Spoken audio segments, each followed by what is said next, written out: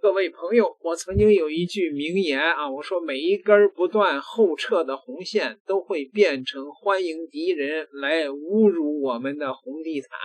你看看，又來了消息了，朋友們，美國的專家們呀，曾經堅信，即便是美國向北京、上海投擲核彈，把他們和平了，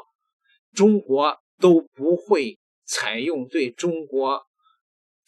對美國本土的核反擊。就是說，美國把北京、上海給炸沒了，中國也不會炸華盛頓、紐約。中國網友傻了啊！美國這麼看不起我們嗎？那位說你危言聳聽啊！朋友們，咱這是真相台呀，從來不說胡話呀。美國國防部2024年的中國軍力報告預估，中國的核彈頭2030年超過1000枚，2026財年美國國防部的預算已經突破了1萬億美元。中國2026年的公開的國防預算約1.78萬億元人民幣，約為美國的1/3。今日俄羅斯曾經報道，美國的軍方一本正經的討論核打擊北京、上海，中國會不會還手？美國的軍方內部真的有人坐在推演桌前一本正經的討論過一個問題：哪天對北京、上海動用核武器，中國會不會真的還手啊？這是兵棋推演裡邊美國專家反復推敲的，把這個事兒捅出來的是個有分量的人，叫勞倫斯·威爾克森，是美國的陸軍退役上校。他在軍中服役了31年，做過美國海軍戰爭學院的教員。鮑威爾當參聯會主席時，他是特別助理。鮑威爾出任國務卿以後，他又做了國務卿辦公室的主任。這種履歷擺在那兒，開口說的話可不是茶餘飯後的閒談吶。威爾克森自己親口承認，中美兵棋推演他至少參加過30次，主持過至少12次。最近呢，他通過今日俄羅斯把這個推演的家底兒抖了出來。每一次推演，美軍都遭受巨大的損失，短短幾天之內，數萬美軍的士兵的傷亡，3到4艘核動力航母被擊沉。他給出的解釋相當的直白：一旦全面爆發衝突，中國呢可以動員高達1200萬人的大軍，美軍根本沒有任何機會對中國大陸實施2期登陸作戰。海空衝突陷入僵局，遲遲無法打開突破口。美國是鯊魚，海軍上不了岸；中國是大象，陸軍出不了海。那是當時那個僵局之後呢，推演給出的結局只有一個：升級為核戰爭。如果常規力量打不贏中國，美國會考慮首先發動核打擊。按照五角大樓的設想，先對中國經濟中心上海發射核武器，再對中國軍隊進行核打擊，逼迫中方做出重大的讓步。這個美軍的推演桌上一部分人堅信中國挨了核打擊之後會忍氣吞聲，頂多對日本、韓國、菲律賓境內的美軍基地以及南海9段線之外的美國海軍艦隊發洩一下，絕不敢把核彈真扔到美國的本土，華盛頓、紐約不會成為目標。這種把對手當成可以被嚇住的這種算計，最危險的地方在哪裡呢？它會變成決策依據。這種心態在美國也不是新現象。2021年，《紐約時報》曾經報道，丹尼爾·埃爾斯伯格公開了一份1966年的机密研究，美國的軍方曾推動對中國進行核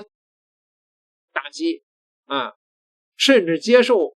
蘇聯帶中國進行核報復，數百萬人死亡的代價。你要知道，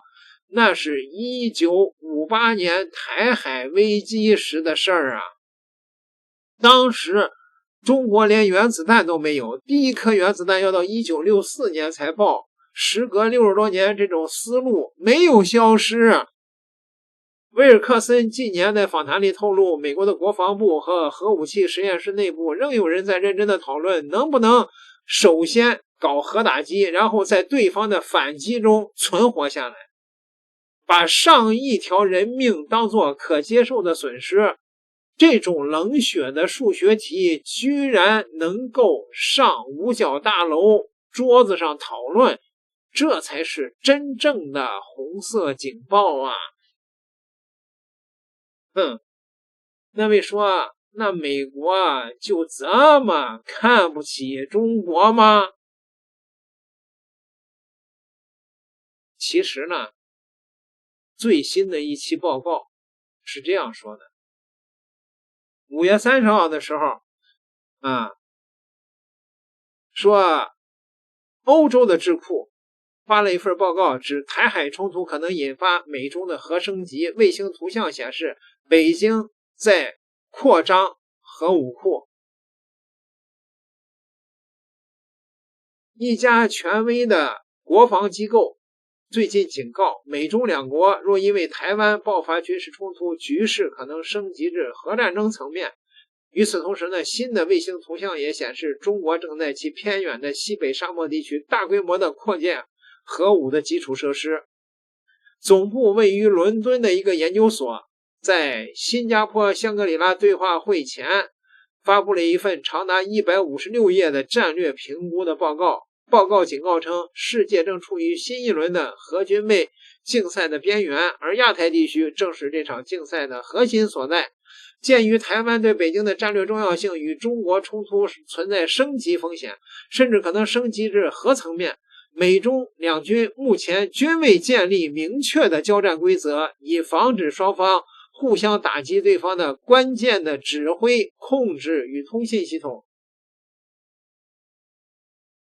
他們認為這個美中之間在核領域缺乏冷戰時期美蘇之間的長期積累的對話傳統與互信的基礎，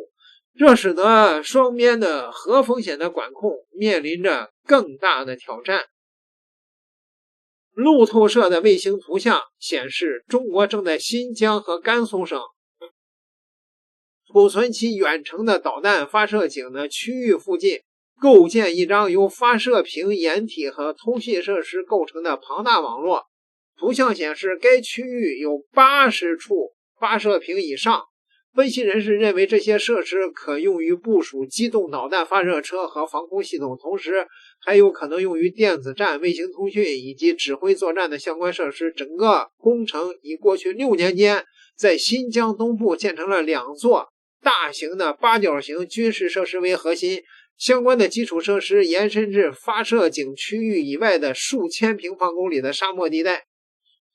這個網絡設計的目的呢，是為了確保中國的發射井遭到先發制人的打擊，北京仍能發動核反擊。這種能力在戰略術語中稱為2次打擊能力。多位分析人士對路透社表示，這次建設規模之大、範圍之廣，在已知的核大國的核力量部署中實屬罕見。那麼中國呢，還加強了其預警的衛星系統。這個系統能夠在洲際彈道導彈發射後90秒內探測到來襲的導彈，並在3到4分鐘內向指揮中心發出警報。這或許足以讓中國在己方的發射井遭到摧毀前完成反擊的發射。這份報告表達了擔憂，若華盛頓與北京之間缺乏既定的危機管控協議，任何圍繞台灣的對峙都有可能迅速失控。那麼核升級的陰影將在任何重大的美中衝突中持續籠罩。那北京方面在历次的閱兵中已經展示了這個強大的3位一體的核打擊的力量。美軍的專家這個時候竟然還敢幻想，我們把北京、上海給你和平了以後，你都不敢打我北京，你都不敢打我这個本土的首都啊，因為說那美國專家的腦子那是什麼結構啊？這玩意兒不好說，反正是記住本台的另一句名言：反共必腦殘啊！無論是這個江湖最底層的那些獨輪運的神經病，還是美國朝堂之上的這些政客、老棺材板子們，其實都是精神和智力雙稍有毛病的瘋子。所以中國必須得小心，你不展示你的爪牙，最後可能就造成了相互毀滅的悲劇。是時候啊，打一局部戰爭來證明中國的膽量了。點個訂閱，下期再聊。